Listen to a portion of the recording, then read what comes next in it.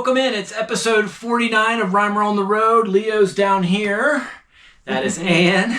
And I am Scott. Thanks for following along with us on this year-round journey across the country. And episode 49 is all about Zion National Park as we begin the Mighty Five. And I'm here to tell you, it is off to a great start. You've seen that on Instagram, right, Ann? Yeah, I've been making some posts. Go check them out. It's Rhymer on the Road on Instagram. You can stay ahead of the videos. And I think some people just like the pictures anyway as opposed to the videos. So that's a great way to keep up with what we're doing and how we're doing it.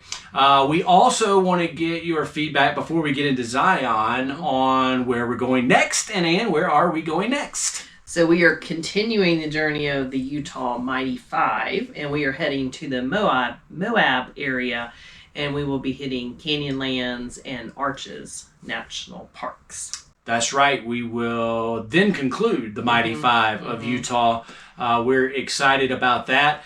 Subscribe to the channel, go to Instagram and follow that so you can follow along with us and learn a little bit about what we're doing. And so when you plan your trips, you will be able to enjoy that. And of course, we love your feedback on where we're headed to because that gives us a heads up on what we might want to do. But without further ado, we got to get right to it. We had friends with us that made their way all the way out to Utah to be with us in Zion National Park. Here we go.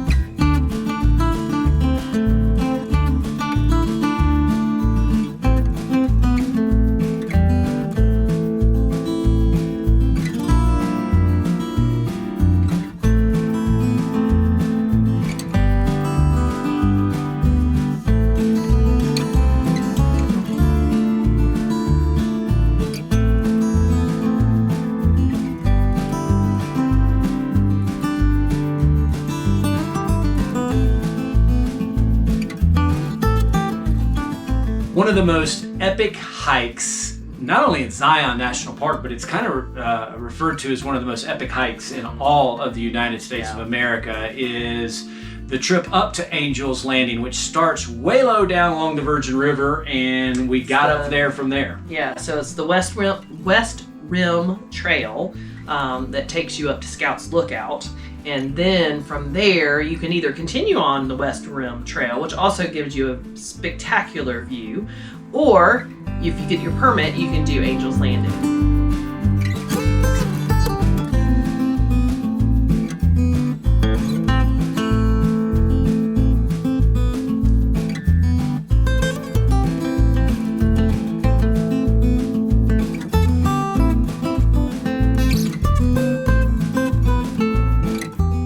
The West Rim Trail itself was pretty strenuous, quite frankly. It had some switchbacks to get up to Scouts Landing, and that's kind of half of the story, so to speak.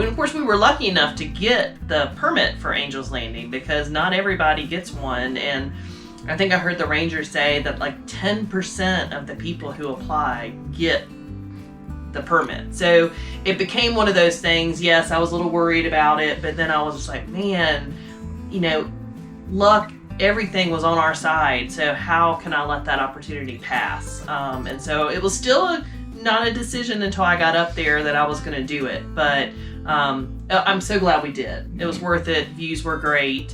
And now we can say we've done Angel's Landing.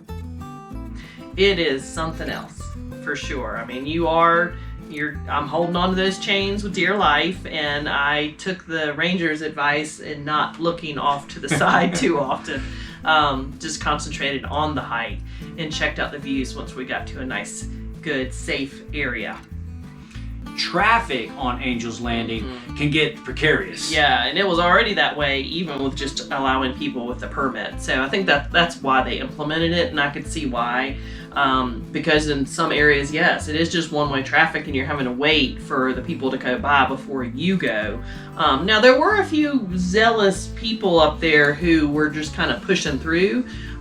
We just stepped back and let them go. But so I could see if you just let anybody up there, it could get really dangerous. Yeah, I was like Ann. I didn't look over too much. I looked at my feet, held on to those chains when they provided them, and then enjoyed the view once you got up there. Yeah. And really, the view along the entire hike up to Angel's Landing was beautiful, but I didn't take too much of it in until I got to the top. The good news at the top, though, it is a relatively flat area and is spread out, so you don't fear, if you have a fear of heights, once you get there, you don't have to worry about it at the top. And I can definitely see why this is one of the premier hikes in the country. It was absolutely beautiful.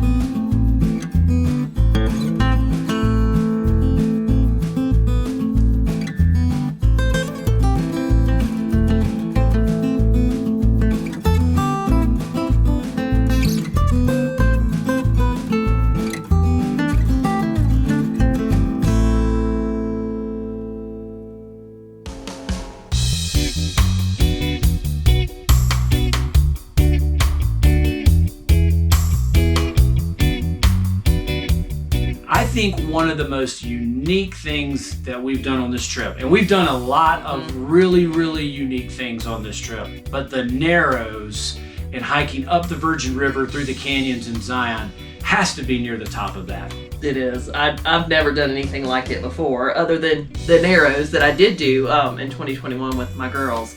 And it was even different this time for me. The water flow was more, and it was not as clear because of the water flow being stronger. So I think it was a little harder this time because of that. But the views were still spectacular. We had a beautiful day, and it was worth it.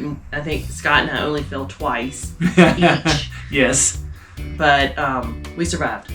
We survived. The hike down to the Narrows is relatively easy. Yeah, it's the Riverside. That's Riverside walk that That's takes right. you there, and a lot of people do just that. And if they either didn't want to rent the equipment or have equipment and try to go up the Narrows and navigate the rocks. And that really is the challenge of the hike, especially with the water flow that we had. Yeah. The rocks underneath the water were really the barrier, if you will. I thought renting the full suits, because it was it was March. The water was very cold. I think it was 48 degrees. The water. We saw people doing it without it, but I don't know how they did I it. couldn't have done it. And we actually rented from Zion Guru, which I think ended up being a really good decision because they're Zion outfitters, and our outfit was all one piece. So it didn't let water in, whereas I think the ones from Zion Outfitters leaked a little water. So if you're looking, it might have been $10 more for the full outfit, but it was worth it. And I will say, I also did it when I went in May with the girls. We didn't need the full bib. We were able to do it with just the neoprene socks and boots and the hiking pole. So depends on what time of the year you're going. You may not need the full suit like we had for March. We made it all the way up to the Wall Street area of the Narrows before turning around, and that's kind of the destination if you can get there. Yeah. And even with the water flow up a little bit and a little bit pressurized, there were times where we were able to walk on land, and it was a nice little break to get out of the water and that current to make up some more pace on the hike, because it took us all of 2 hours to get to Wall Street, and then you have to come all the way back. That's right. Yeah, no. And then we stopped a couple times, take some photos, video, and just to look up and enjoy the scenery. You're concentrating so much on this hike on where your next step is that sometimes you had to stop and just really take it all in, because it's magnificent.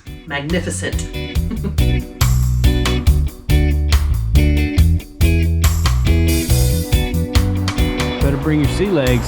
Some of these currents. This current's pretty strong, yeah. And then you got rocks that are slippery or move. Yeah. Yeah. And that's where it's good you get on land here, and then you can take in the scenery.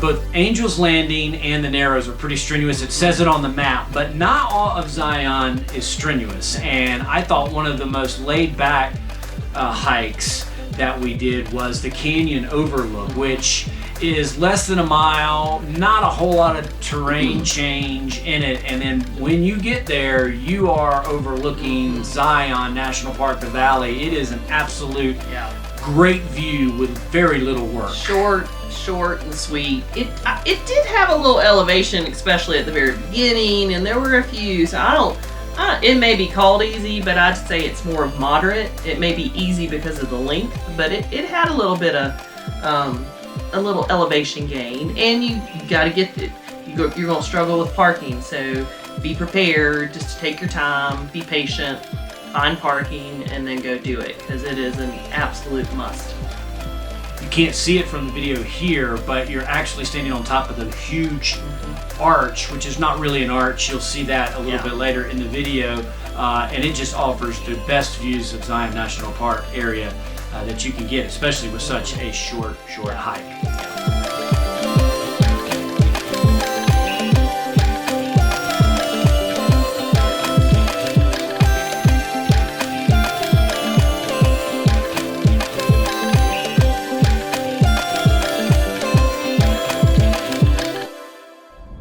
All right, as we begin to wrap up our time in Zion National Park, I've been monitoring for a couple of weeks the tire treads on the Beast, especially my rear tires, and I'm beginning to get a little worrisome about them. Mileage-wise, we shouldn't necessarily need tires because the Beast is only at about 40,000 miles. These are the original tires that I got on it, and they're 60,000 mile tires, but we've been, of course, towing for quite a while. I've rotated the tires once, but you know, the wear and tear, especially on the rear tires, you're not going to get as many miles towing on your tires as you would if you were not towing. That's just, you know, the reality of towing, and especially across the country. So this was going to be one of the last big cities, and I say big in air quotes, Hurricane, Utah, that we were going to be in for another couple of weeks at least, until we get down to Texas and Galveston. And so, you know, I just felt like now might be a good time to go ahead and replace those rear tires. You hate to do it, it's pricey, but it's an extra level of safety, and you know, helps minimize the risk of us having some type of issue in the middle of nowhere, and you know, on the side of a road, which would be obviously the worst case scenario. So got those done today. Got a little car wash. We got one more day in Zion, and then we're looking forward to heading up to Bryce Canyon.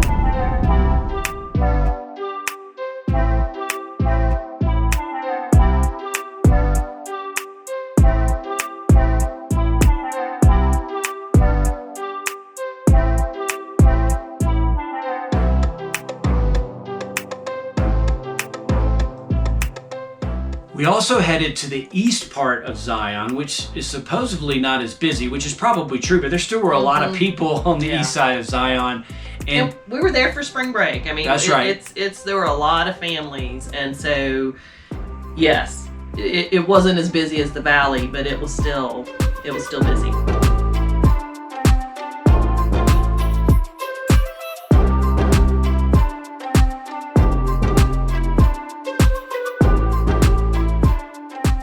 And for some reason, not on the maps of Zion National Park, but our friend Brian, who was going to come out here with us and he just couldn't make it work with his work schedule, gave us the heads up on the mini pool trail that we took, and that had some great views too. Yeah, it did. And different looking than what you're going to see in the valley. So that you do need to make sure you get to the east side if you're able to, even if it's just a drive through, because it looks different than what you get in the valley. So it's just a whole different perspective. And it was just, I'd say, a moderate hike. We didn't go as far as you could have gone, but we took in some great views. That's the great thing about this hike, and it was uphill for the most part, and the terrain changed on the way, but you just went as far as you wanted to go, and then you just turned around and came right back down. The pools were there. They weren't all over the place because it's been so dry here in this area, but we did find a few. Yeah, there were enough.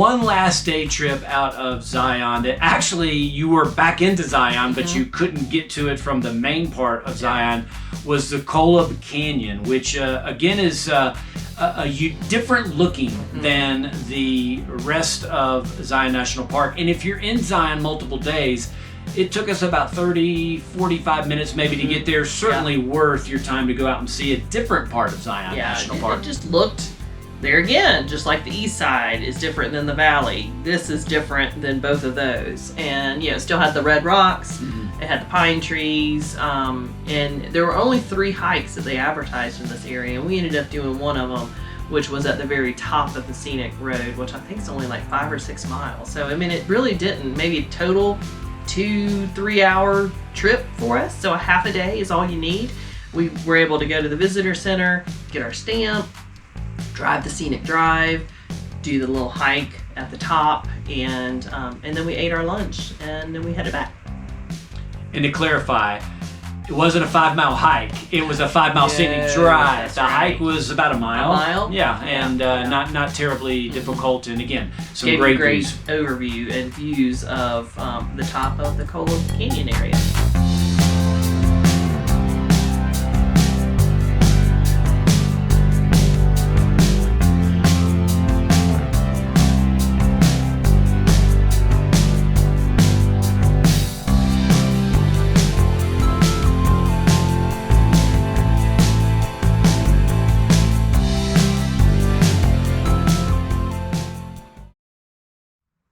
All right, there you go. Episode 49, Reimer on the Road, Zion National Park. And let's start with having friends with us. Stephanie and Bobby come all the way from South Carolina to spend some time. They had never been to Zion either. Right. So it was great having other people to talk to, like you always say. Yes. But also to experience the park. You had been there, Yeah. but the three of us had not. Right. No, it's awesome to be able to share a little bit of the knowledge that I had from my first trip with the three of y'all. But then also, just sharing it and just the experience. And not that we don't enjoy experiencing things, just the two of us. It's always fun to have different perspectives and just, I don't know, it's good for the soul, when you have friends and family come out and visit you. So it just makes it that much more exciting. Yeah, they put us to the test Yeah, because they're both very fit. They do a lot of things in the fitness world, and you were worried about the back-to-back Angels Landing hike and then turning around and doing the Narrows the next day. Right. No, so I was looking at the map this morning that we picked up when we were in Zion, and it lists 2 strenuous hikes, and guess what? Those were the 2 that we did: Narrows and Angels Landing. Yep, back to back with the Narrows. It was a lot of fun, and we survived it. It wasn't too much on our body. Finally, our campground, which we were at the Zion River Resort. Very convenient to get into the town. What's the town? Springdale. Springdale. Right, Yes. and then right into Zion. Probably one of the closest campgrounds that you can get to outside of the park. Right. Which is located in Virgin, Utah. That's right. Looking. That's right. Located in Virgin, Utah. We actually, because we were there for so long, we came in a day early because we wanted to take Leo to the vet. And so we were actually there for so long that once Stephanie and Bobby left us, we had done a lot of stuff in the park. And even when we would go into the park, we'd come back to the campground. And it was so warm in the area that we utilized the pool for the first time on this trip. Yeah. Well, me for the first time. I think you did one down in the Phoenix area. That's right. This was the first time for me sort of using one of the resort amenities. All right, there you go. That is a wrap of episode 49, Reimer on the Road, Zion National Park. We are currently in Bryce Canyon, which, by the way, is not as warm as it was. A cold front has come through. We even saw some snow falling this morning. A little bit of snow falling. It's going to be chilly here in both Bryce and up in Capitol Reef, but the warmth is coming back.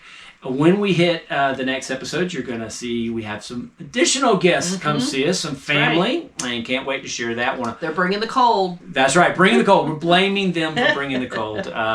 But we look forward to having them as well. Thanks to Stephanie and Bobby for being a part of episode 49 and coming out and see us. And we look forward to sharing the rest of the Mighty Five over the next 2 episodes. So for Ann, I am Scott. It's Reimer on the Road from the Mighty Five of Utah. Do it today.